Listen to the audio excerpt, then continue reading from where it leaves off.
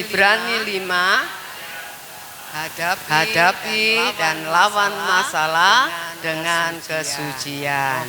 Mohon dengan hormat HP saudara mode pesawat ya. Haleluya. Kita angkat Alkitab kita. Yuk, 2, 3. Aku percaya Alkitab adalah firman Tuhan. Ketika aku membaca, mendengar dan melakukannya, aku pasti berbahagia. Amin. Jadi kuncinya bahagia apa? Ya. Jangan cuma dipotong membaca dan mendengar aja. Yang paling berat yang ketiga, melakukan ya. Saudara, kita akan buka kembali. Saya akan ajak saudara masih belajar tentang jangan membuat jalan sendiri ya. Yeremia pasalnya yang ke-29, ayatnya yang ke-11.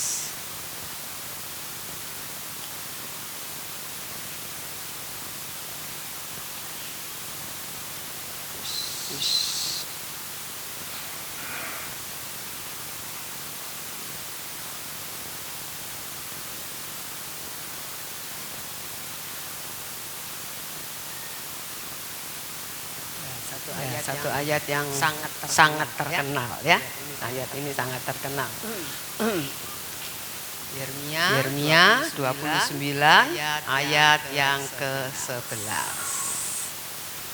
Dapat? Yuk baca yuk. 2, 3. Sebab aku ini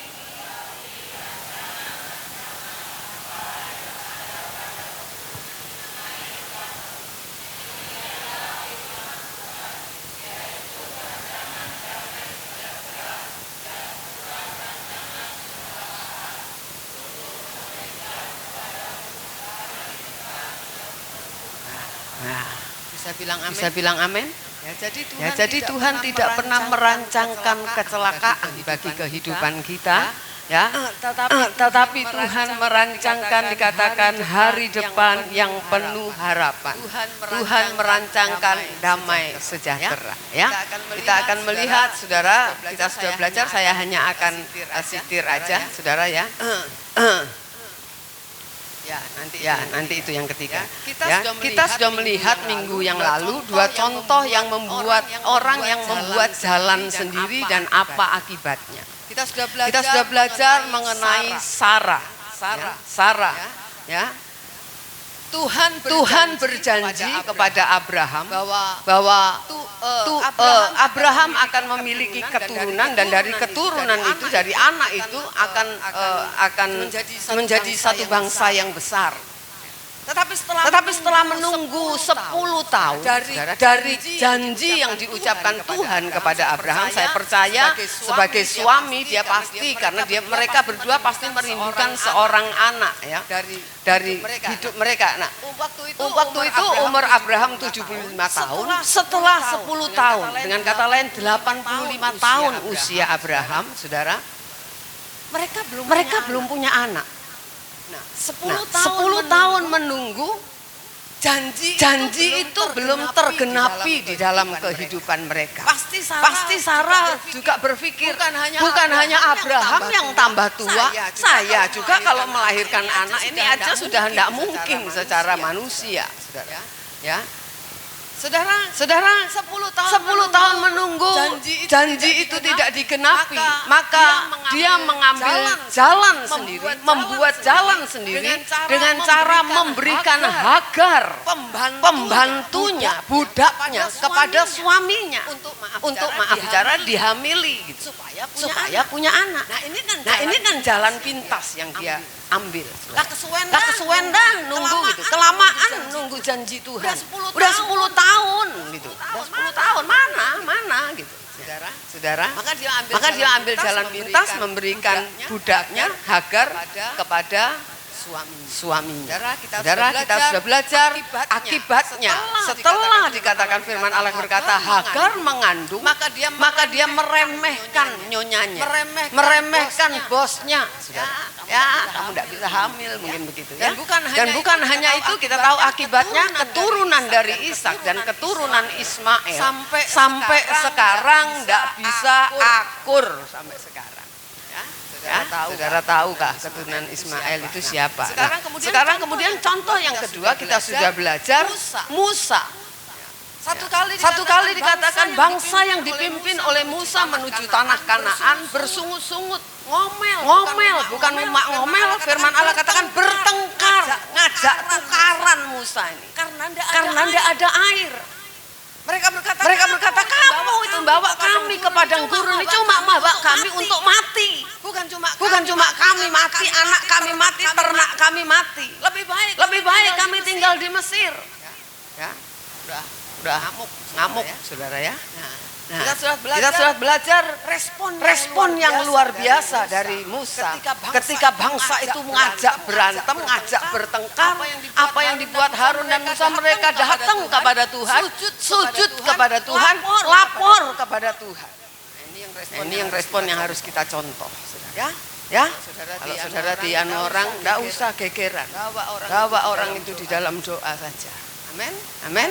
Bawa di dalam doa. Saya pernah ucapkan, saya ambil statement satu orang hamba Tuhan, dia berkata, buat orang itu yang menjahati kita ngelawan Tuhan, bukan ngelawan kita, ngelawan Tuhan. Kalau saudara nggak ngelawan, saudara laporkan ke Tuhan, kan Tuhan yang lawan nanti ya. Saudara, kita melihat. Kemudian katakan Tuhan berkata, oke. Ya, Musa, karena dia datang kepada Tuhan, maka Tuhan memberikan solusi kepada dia. Oke, mereka minta air. Kamu ngomong sama bukit batu itu, maka bukit batu itu akan mengeluarkan air, dan bangsa itu dengan ternaknya akan bisa minum. Kan solusi, saudara. Nah, kemudian Musa keluar menghadapi bangsa itu. Musa disuruh ngomong kemana? Bukit batu. Yang jadi masalah kan bukit batu ini harus keluar air, saudara. Tapi kita melihat, saudara, Musa bukan ngomong ke bukit batu, ngomong ke orangnya. Saudara, seperti saya katakan, kalau kita melihat orang yang sudah jengkelin kita, ngelihat itu sudah bikin kita naik darah. Saudara, lihat wajahnya aja bisa bikin naik darah. Nah, Musa itu rupanya begitu, dia nggak bisa menguasai diri. Tuhan suruh ngomong ke bukit, dia ngomong ke bangsa Israel yang sudah ngelawan dia, yang juga sudah ngelawan Tuhan. Saudara. Kemudian dikatakan Musa berkata, kamu lihat ya, nih kamu orang-orang yang durhaka gitu ya, marah dia. Karena marah itu terbawa emosinya, saudara, maka dikatakan Musa lepas kontrol, dia pukul bukit batu itu 2 kali. Padahal Tuhan tidak suruh pukul, suruh ngomong. Ini satu pelajaran kepada kita semua. Kalau saudara lagi marah, jangan selesaikan masalah. Halo. Entah marah sama anak, entah marah sama suami, entah pasangan, ya. Jangan, saudara. Diam dulu. Supaya tensinya turun dulu. Nanti jadi marah besar. Sebab orang kalau marah itu jangan juga ngambil keputusan apa-apa kalau lagi marah. Biasanya orang harus marah, lepas kontrol, ngomong seenaknya, berbuat semaunya, kemudian nyesel. Kenapa aku ngomong gitu ya? Coba aku. Nah, itu kita belajar. Amin ya. Nah, saudara, kita akan belajar jalan pintas yang dibuat atau orang yang membuat jalan sendiri, dan akibatnya bilangan 14. Buka bilangan 14.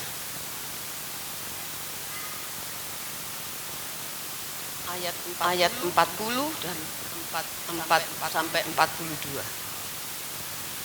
Bilangan 14 ayat 40 sampai 42.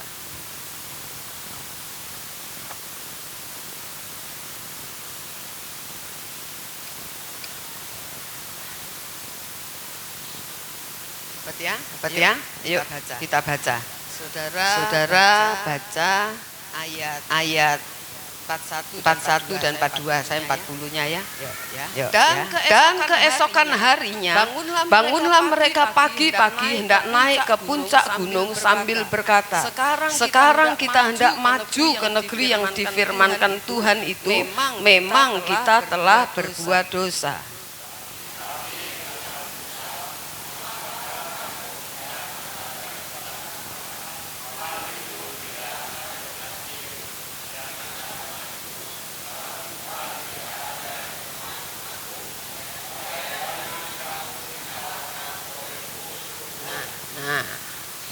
Kalau saudara baca di atasnya, saudara, Tuhan memberitahu bahwa mereka akan mengalami banyak hal karena kesalahan mereka. Dikatakan 40 hari mereka mengintai Yeriko, maka itu akan jadi 40 tahun perjalanan buat mereka karena kesalahan. Saudara, kita baca dikatakan keesokan harinya bangunlah mereka pagi-pagi hendak naik ke puncak gunung sambil berkata, sekarang kita hendak maju ke negeri yang difirmankan Tuhan itu, memang kita telah berbuat dosa. Nyadari sih berbuat dosa. Tapi mereka pengen cepet nyampe ke Kanaan. Ayo kita maju. Serang aja di sana.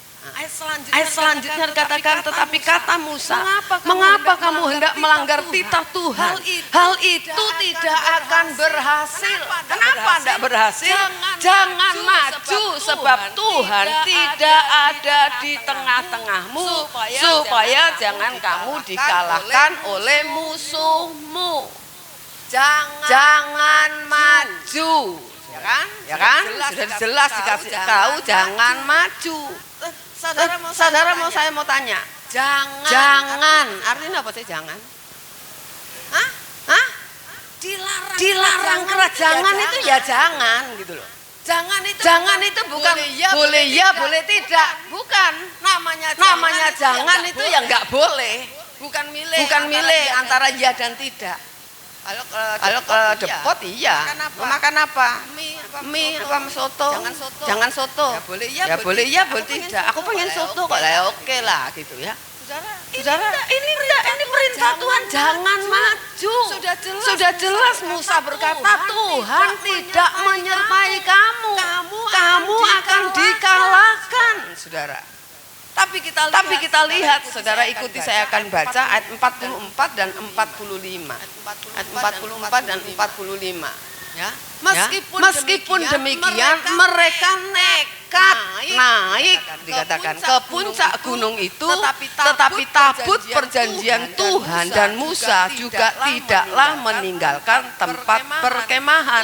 Lalu turunlah orang Amalek dan orang Kanaan yang mendiami pegunungan itu dan menyerang mereka. Kemudian orang-orang itu mencerai-beraikan mereka sampai ke Horma.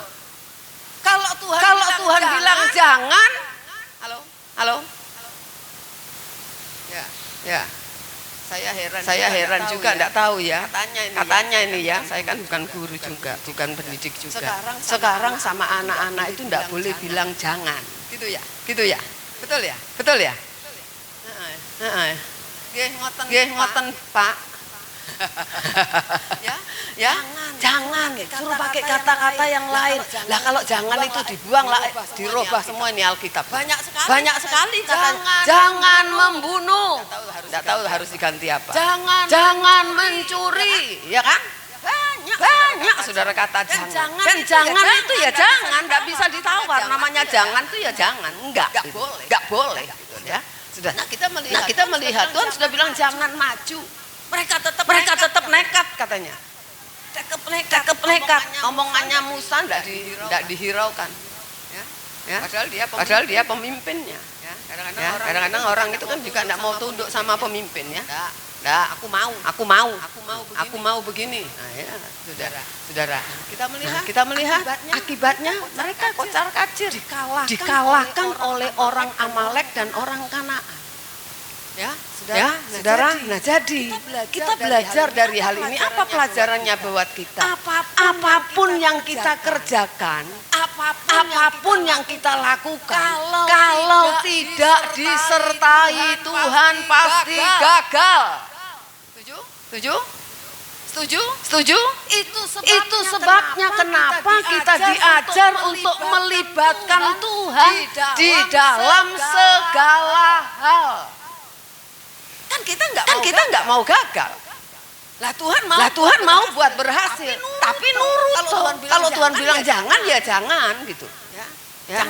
Jangan kita maunya sendiri tetap nekat aja. Nggak apa-apa kok. Kalau sampai nggak apa-apa berarti saudara orang itu dibiarkan Tuhan. Orang itu dibiarkan Tuhan. Kalau sampai nggak ada apa-apa meskipun dia melanggar. Ya, nah kita ini anak-anak yang dicintai Tuhan. Makanya kalau ngapa-ngapain ngelawan Tuhan selentik kita supaya kita sadar. Nah, itu yang ketiga ya contohnya. Jadi kalau bilang Tuhan jangan, tapi hatiku panas, nggak bisa aku mesti ngomong, tuman ngomong kayak gitu. Firman Tuhan di hati kita, saudara, jangan nuruti hati, jangan. Mending berdoa. Masa isa ngamuk berdoa? Ya wes, pokoknya ngomong Tuhan aku. Ya ngomong sama Tuhan aja, jangan ngomong sama orang itu. Ngomongnya ke Tuhan. Ya. Sekarang contoh yang sorry. Ya. Yuk. Keluaran 16. Keluaran di depan. Habis kejadian keluaran. Ayat 26.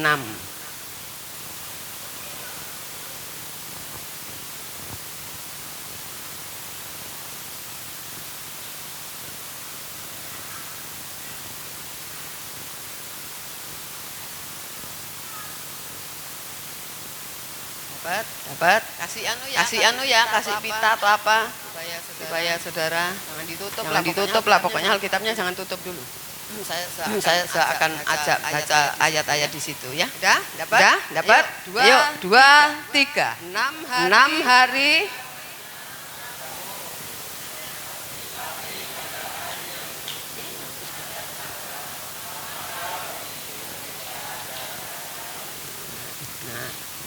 Enam hari lamanya.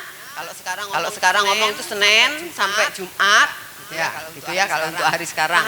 Mana itu turun. Mana itu makanan yang Tuhan kirim dari sorga yang mereka harus ambil setiap pagi sebelum matahari terbit. Tapi hari ke-7 enggak turun. Udah jelas kan perintahnya? 6 hari turun. Hari ke-7 tidak turun. Nah, saudara, sekarang kita lihat, saudara. Aturannya. 16 ayat 16.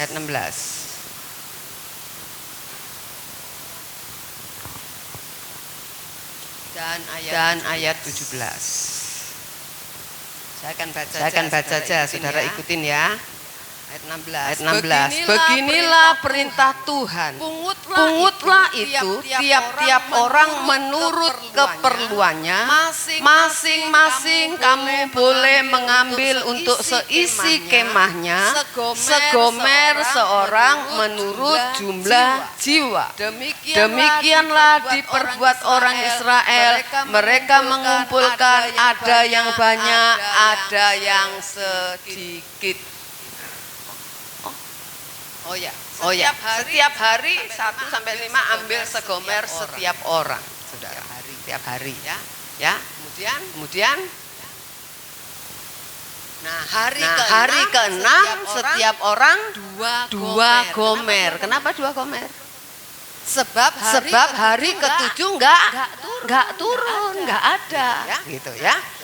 Jadi ingat ya, perintahnya seperti itu. Tiap hari ambil segomer seorang sesuai jumlah jiwa. Kalau 6 orang ya 6 masing-masing gitu ya, segomer. Nah, saudara kita lihat sekarang ayat 18. Perhatikan.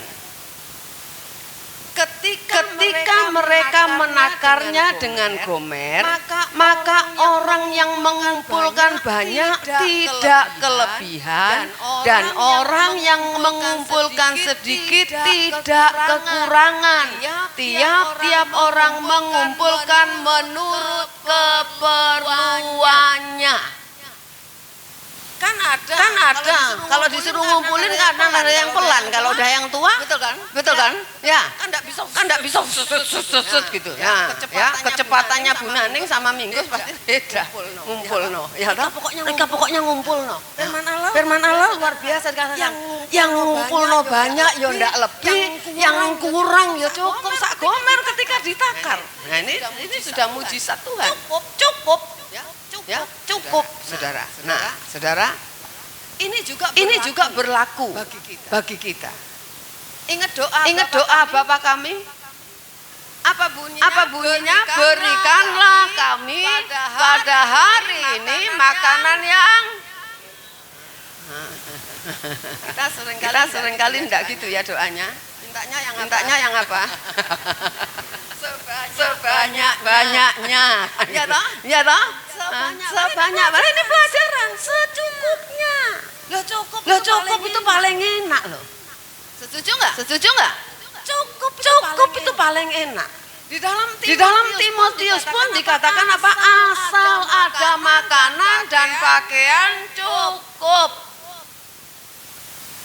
Saudara punya baju 10 dipakai semua? Enggak, setong beraan. Ya kalau atas bawah ya 2 lah. Gitu kan ya? Seperti saya katakan makin kaya orang enggak ada.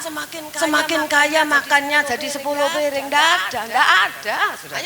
Ayo saudara dulu yang susah, sekarang lebih enak. Makanya tetap sepiring, paling banter 2 piring.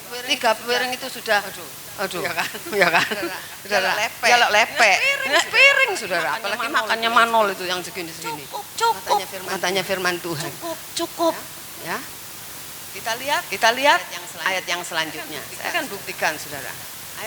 Ayat 27 sampai 29. Saudara ikutin aja ya, saya baca. Bilangan 16 ayat 27 sampai 29.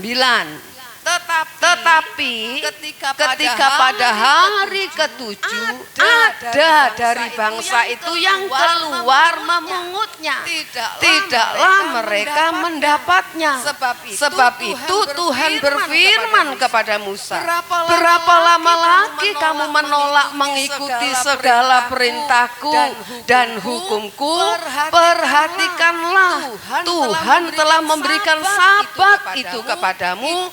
Itulah sebabnya pada hari ke-6 Ia memberikan kepadamu roti untuk 2 hari. Tinggallah kamu di tempatmu masing-masing. Seorang pun tidak boleh keluar dari tempatnya pada hari ke-7 itu. Nih. Udah dibilangin nggak ada. Ya toh. Tetap ngeyel aja keluar. Menungso ini ya maksudnya ya. Manusia itu seringkali gitu. Penasaran tenang. Kano, coba dilihat. Ya gak ada tenan. Tuhan itu kalau ngomong nggak antara iya dan tidak, saudara. Kalau ngomong nggak ada ya nggak ada. Kalau ngomong ada ya ada. Kalau nyuruh maju ya maju. Kalau suruh diem ya diem aja. Kan gitu. Saudara, kita lihat orang-orang ini ya tetap aja melanggar, saudara. Sudah dibilang nggak ada, tetap nyari. Ya, saudara. Nah, kita melihat kenapa sih bangsa Israel itu harus diem sampai sekarang. Bahkan katanya ya, saya kurang tahu ya. Saya belum ke Israel kan. Lift untuk orang Yahudi dengan pendatang yang wisatawan itu beda. Kenapa beda? Kalau kita yang wisatawan itu kan kalau saudara pernah naik lift, nomor kan ya, yang kita pencet. Lah orang Yahudi tidak boleh, itu sudah termasuk bekerja, tidak boleh. Mencet itu enggak boleh. Jadi liftnya orang Yahudi tiap lantai berhenti. Tiap otomatis berhenti. Berarti katanya ya, yang pernah ke Israel bilang, enggak mau kami naik liftnya. Mau lantai 13 tiap lantai berhenti. Berhenti kan kesuwen, kalau langsung pencet 13. Langsung kan gitu. Cepat. Enggak mau Nggak mau mereka. Kalau mereka katakanlah salah lift, ya nunggu diem aja. Nunggu orang yang mencet, dia nggak mau mencet, saudara. Nah, sampai seperti itu, nggak boleh kerja apa-apa. Kenapa? Sabat. Mereka katakan itu hari Sabat, harinya Tuhan. Kalau sekarang kita seringkali orang menyebut harinya Tuhan kan Minggu untuk apa, saudara? Beribadah. Nah, sekarang kita akan melihat, ya, kenapa Tuhan itu begitu ketat. Kalau dipikir apa sih, cuma metu lo. Bukan masalah keluarnya, ndak nurutnya yang jadi masalah. Ya kan? Ndak nurutnya yang jadi masalah. Bukan masalah keluarnya, saudara. Ya, coba kita lihat ya. Ayo, Yesaya. Ini Keluaran dikasih pita saja, nanti kita buka tapi di tempat yang lain. Yesaya, saudara. Yesaya 58. Saudara buka Yeremia supaya tidak jauh. Carinya. Buka Yeremia, balik ke depan sedikit. Ya. Kalau buka dari Yesaya kelamaan. Yesaya 58.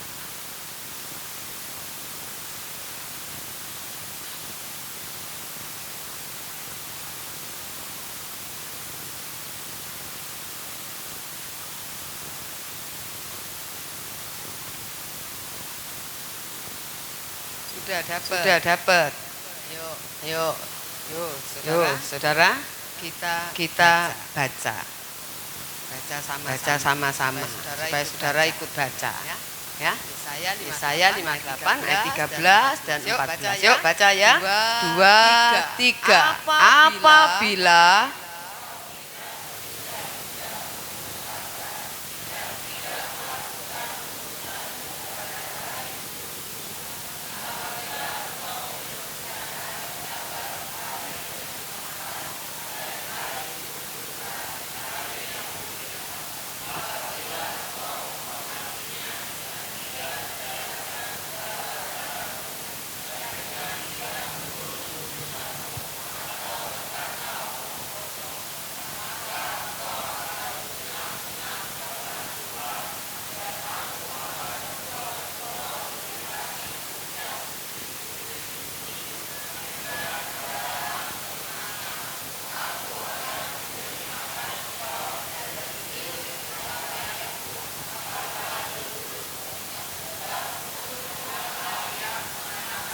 Siapa yang ngomong? Tuhan. Mulut sampai tulis. Mulut Tuhanlah yang mengatakannya. Kalau kita sekarang hari Sabat, memang kita masih boleh beraktivitas. Tapi hari Sabat itu bicara hari untuk beribadah. Waktu untuk beribadah kepada Tuhan kalau bagi kita sekarang. Saudara, firman Allah katakan kalau engkau tidak menginjak, judulnya dikatakan menghormati hari Sabat. Kalau engkau tidak menginjak-injak hukum Sabat dan tidak melakukan urusanmu pada hari-hari kudusku, apabila engkau menyebut hari Sabat hari kenikmatan dan hari kudus Tuhan hari yang mulia, apabila engkau menghormati, saudara.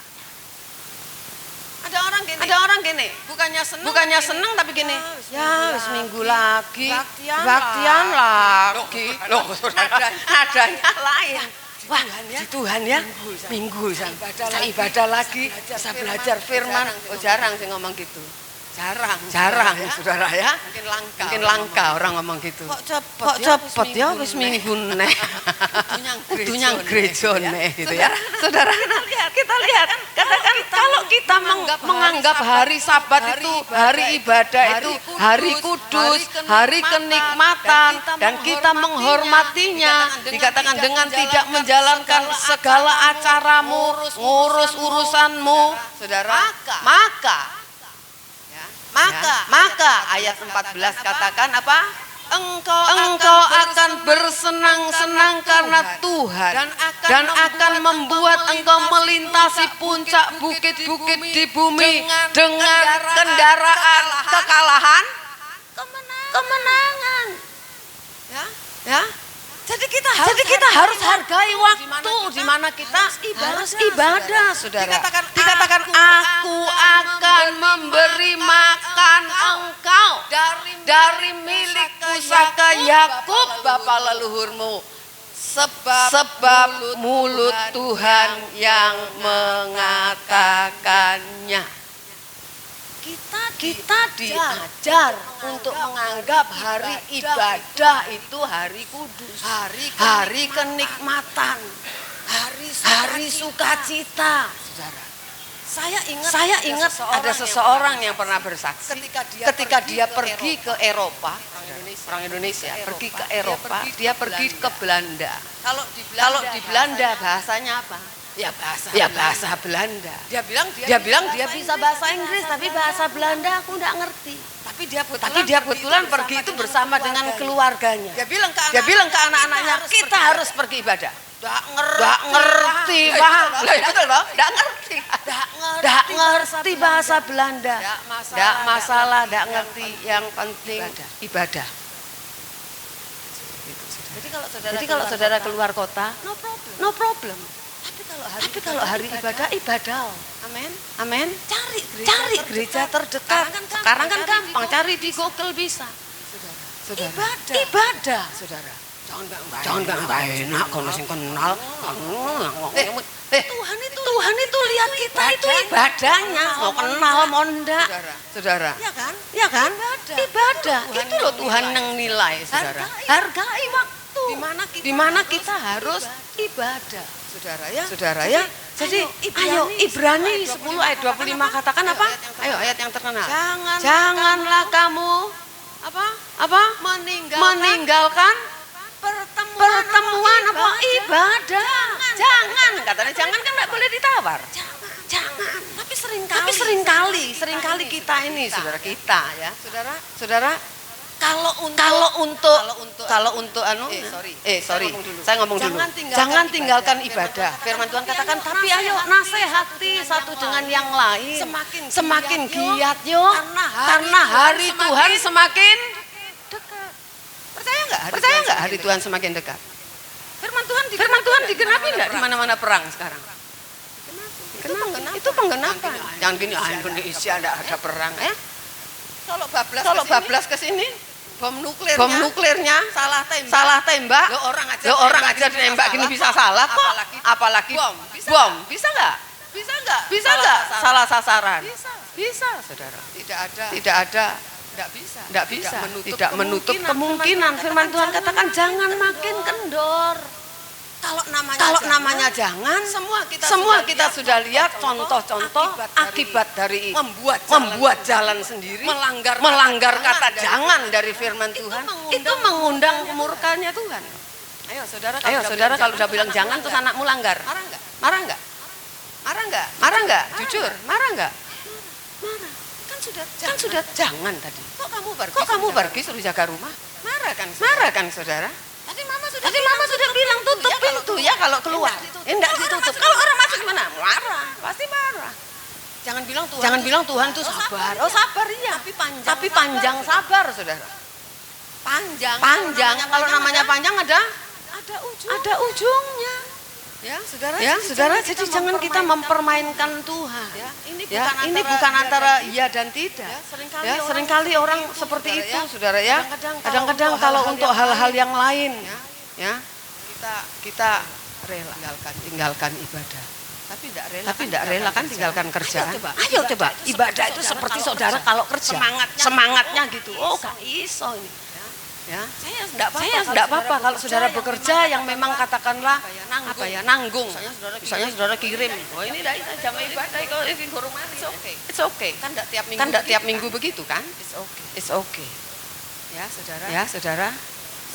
Saya bisa mengerti gitu ya. Sakit. Sudah namanya sakit ya. Saudara. Apalagi sekarang kalau flu lah ini nurari koncone pakai masker misalnya. It's okay. Tapi ayo kita belajar ya, jangan tinggalkan ibadah. Amin. Ayo ya, saudara jangan. Namanya jangan ya jangan, nggak boleh Yes or not. Yes or not.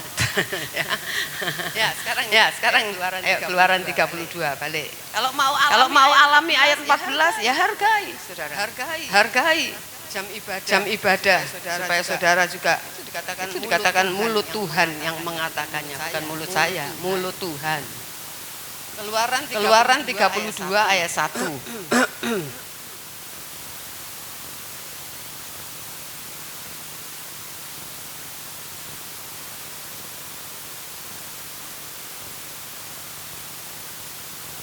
Dapat? Yuk baca. Keluaran 32 ayat 1. 2, 3. Ketika bangsa itu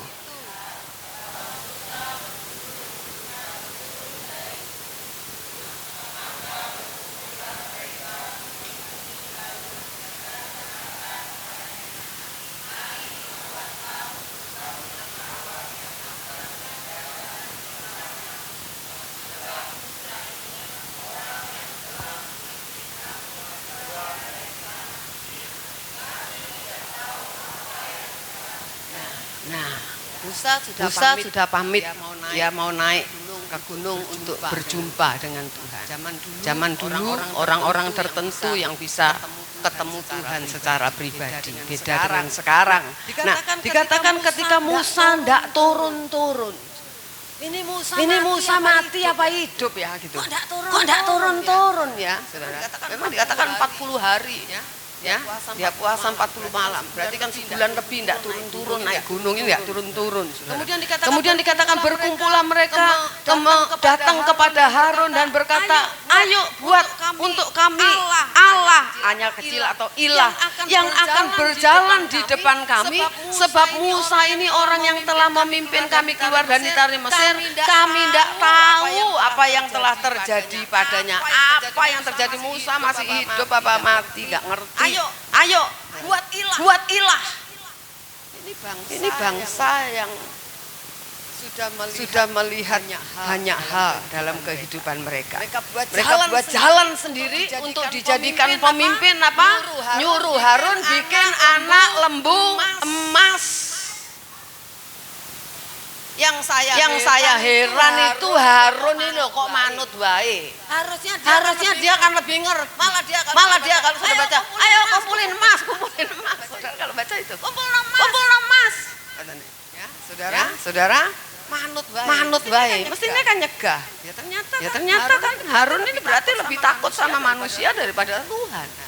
Nah, kita suka gitu enggak? Kita suka gitu enggak? Mana lebih sungkan, saudara seringkali sungkan sama manusia apa sungkan sama Tuhan? Jujur. Sungkan sama manusia. Aduh tante, enggak ke gereja apa? Saudara datang. Loh ya apa? Kan enggak sungkan sama Tuhan. Kan mestinya enggak saudara. Kamu melok gereja enggak? Kalau bukan kamu di rumah, aku tak gereja sih. Nanti kita ngobrol lagi. Enggak. Anakku datang loh, kok malahnya enggak gereja lah, anaknya ya Kristen loh. Mestinya kan tidak ke gereja. Jangan ada yang gitu ya. Halo.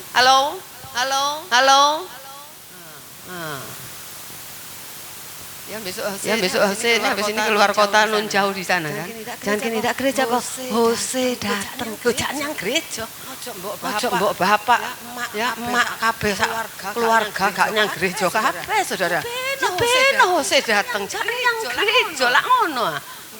Nggih napa mboten? Betul harus gitu enggak? Jangan harusnya begitu saudara. Dengan yang lain pada di rumah semua ngerumpi sama Hose. Nanti aja. Ya toh? Saudara, ya puji Tuhan ini datang ke gereja. Gara-gara tak ada ke gereja mbok bapak. Lah salah tuh saudara. Ya, saudara kita melihat ya saudara. Sekarang kita baca, coba saudara ikuti ayat 7 dan ayat 8. Saudara ikuti ayat 7 dan ayat 8 saya akan bacakan.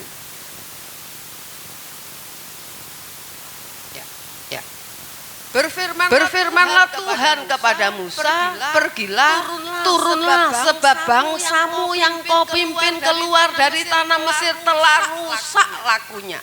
segera juga mereka menyimpang dari jalan yang kuperintahkan pada mereka. Mereka telah membuat anak lembu tuangan dan kepadanya mereka sujud menyembah dan mempersembahkan korban sambil berkata, hai Israel, inilah Allahmu yang telah menuntun engkau keluar dari tanah Mesir. Saudara, firman Tuhan kata buru baru aja ditinggal sebulan 40 hari ya, sebulan 10 hari. Udah nggak inget Tuhan, udah bikin patung. Saudara, bangsa ini loh banyak mujizat yang mereka alami, betul kan? Mereka bukan hanya melihat mujizat, tapi mereka mengalami banyak mujizat. Saya mau tanya kepada saudara, ada sini yang tidak pernah alami mujizat? Pertolongan Tuhan? Ada? Saudara lo bisa napas sampai hari ini aja itu pertolongan Tuhan. Betul nggak? Iya, itu aja. Jangan mujizat itu jangan wah spektakuler enggak. Maaf bicara, saudara bisa kencing aja. Udah, itu pertolongan Tuhan. Ada banyak orang nggak bisa kencing dibawa ke rumah sakit. Nggak bisa kentut aja dibawa ke rumah sakit loh, saudara. Kita pernah nyambangi Beni kan ya? Nggak bisa kentut. Muntang manting. Itu baru nggak bisa kentut. Belum yang lain-lain. Iya kan? Ini loh semua kebaikan Tuhan, saudara. Kita melihat ini keadaan ini mereka alami banyak mujizat, melihat banyak mujizat, tapi begitu gampang melupakan yang paling tidak sopan. Pakai bahasa nanti kalau ngomong kurang gitu saudara enggak senang. Yang paling enggak sopan, bayangin. Hai, mereka bisa bilang gini, hai Israel, inilah Allahmu yang telah menuntun engkau keluar dari Mesir. Yang ditunjuk siapa? Yang ditonjok apa? Anak lembu itu loh. Selama ini siapa yang nuntun mereka? Mereka sudah alami bagaimana Tuhan mengeluarkan mereka dari tanah Mesir dengan 10 tulah yang dahsyat. Bagaimana Tuhan memelihara mereka, kasih mana, kasih burung puyuh, kasih air. Banyak hal mereka alami mujizat, dinaungi tiang awan, kalau malam pakai tiang api. Kok bisa lo bilang, hai Israel, ini Allahmu, anak lembu emas ini yang menuntun kita keluar dari Mesir. Apa enggak ngomong yang kurang titik-titik itu, ya. Saudara, ayo kita belajar, saudara ya. Kita belajar, saudara. Ngomong gitu seperti orang enggak pernah alami pertolongan Tuhan. Betul kan? Seperti enggak pernah alami pertolongan Tuhan. Ngomongannya enggak sopan banget seperti itu. Saudara. Ya kadang-kadang orang kita pun kadang-kadang orang Kristen juga gitu.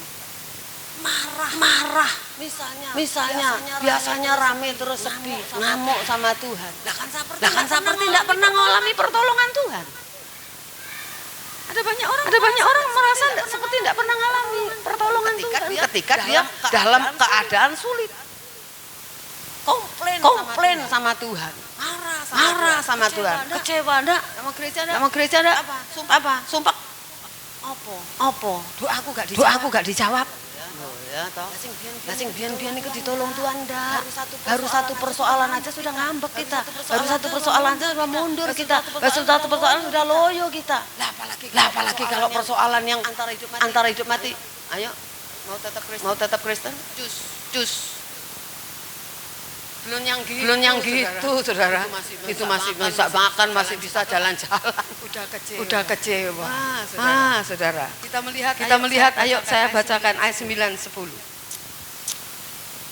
Ya. Lagi firman Tuhan kepada Musa. Telah kulihat bangsa ini dan sesungguhnya mereka adalah suatu bangsa yang tegar tengkuk.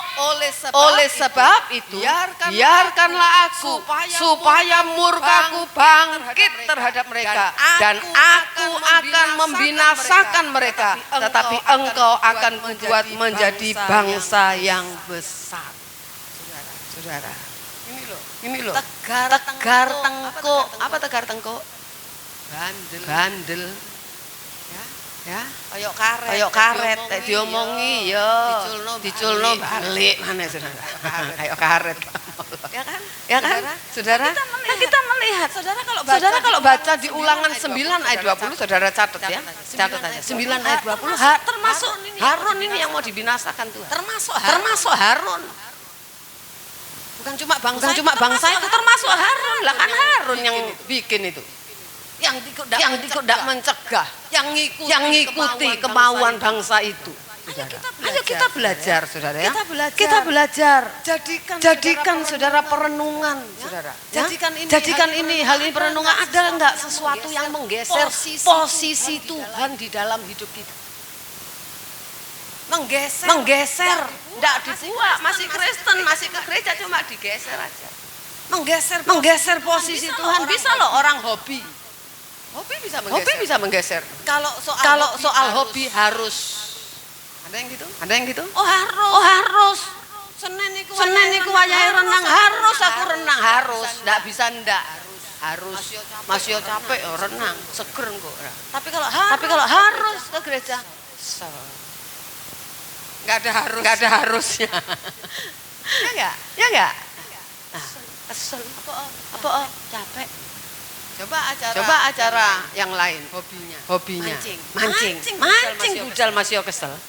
Mancing kan kebanyakan malam toh orang. Mancing. Padahal yang kali apa maneh? Iwake sampai isu gak oleh-oleh, mending tuku pancing pasar ae. Cepet oleh oleh sak baskom ya toh. Saudara? Jadi pekerjaan kadang-kadang juga bisa menggeser. Kalau untuk pekerjaan harus. Kalau Tuhan bisa ya bisa tidak. Bayangin saudara. Tuhan itu loh yang punya hidup kita. Betul ya? Tuhan yang punya hidup kita. Kalau dirubah aja saraf kita sedikit geser 1 senti aja sudah bingung kita ini. Bisa mana? Tak gitu loh. Iya apa ya? Iya. Jangan coba saudara. Itu Tuhan loh. Manusia aja nggak suka dipermainkan, apalagi Tuhan. Ya kan? Saudara. Keluarga. Jadi ayo, jangan. Keluarga harus. Jangan. Kalau memang bisa. Yang gereja dhisik. Bukan ndak boleh. Saudara mau jalan-jalan boleh. Ke gereja dulu. Baru jalan-jalan. Enggak apa-apa. Saya enggak ngelarang saudara jalan-jalan. Kuliner boleh. Aja wayahe gereja, wayahe kuliner. Lah wong ada hari lain. Memang sengaja di pastor gereja. Ada orang gitu memang. Kenapa? Ya itu tadi enggak menganggap nikmat, enggak menganggap hari Tuhan ibadah itu kudus, enggak menghormati, dianggap enggak penting. Jadi bisa ya, bisa tidak.